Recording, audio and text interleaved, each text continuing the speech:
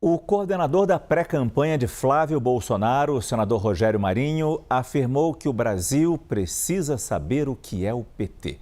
A declaração foi dada em entrevista à Rádio Itatiaia. O povo tem o direito de saber, sobretudo aqueles que são mais novos, né, que agora estão ingressando no mercado de trabalho, o que é o PT. O Brasil tem tido muito pouca falta de sorte, né, porque no século XXI, eu estou falando de 2002 para cá, a 26 são quase 18 anos, 20 anos de PT. 20 anos de partido. Veja quantas oportunidades perdidas, né? E a gente tem na história exemplos os mais variados de como não se deve administrar um país. É o mensalão, é o petrolão, é a Operação Greenfield, né? O aparelhamento dos fundos de pensão.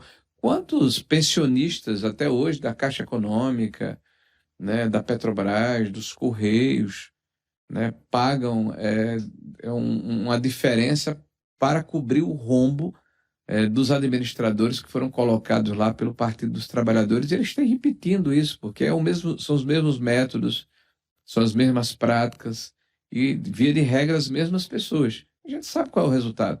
Ministro, o senhor sabe quando é que vai ser definido o nome do vice de Flávio Bolsonaro? Na semana passada, por exemplo, ele falou que Tereza Cristina já era um nome que sempre tinha sido citado, de que ela era a vice dos sonhos. Ele gravou um vídeo com o ex-governador Romeu Zema naquela trend do Será.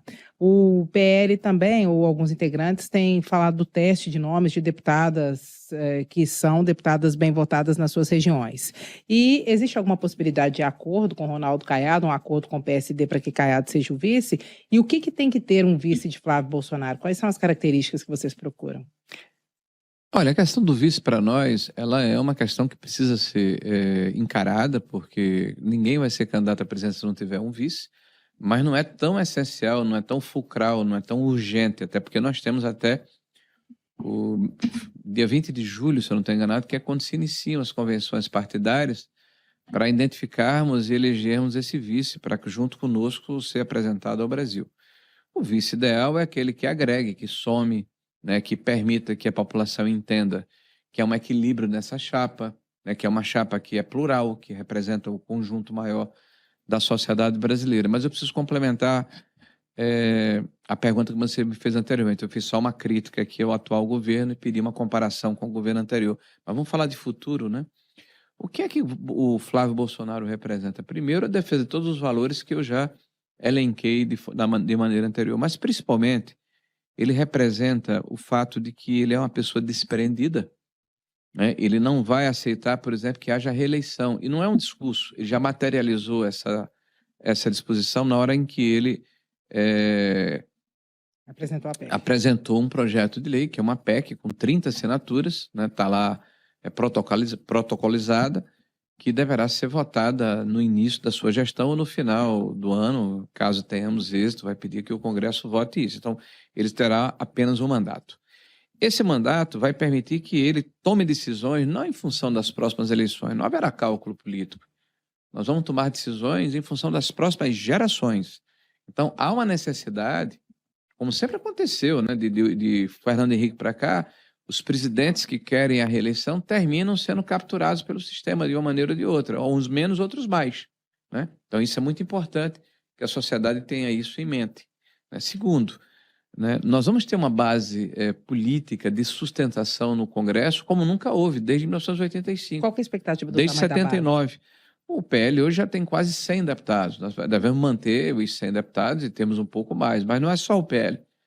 Nós vamos ter vários partidos que têm um viés de centro-direita, que com a eleição de Flávio estarão dentro do nosso projeto sem nenhuma dúvida, e vai acontecer o mesmo no Senado da República, né?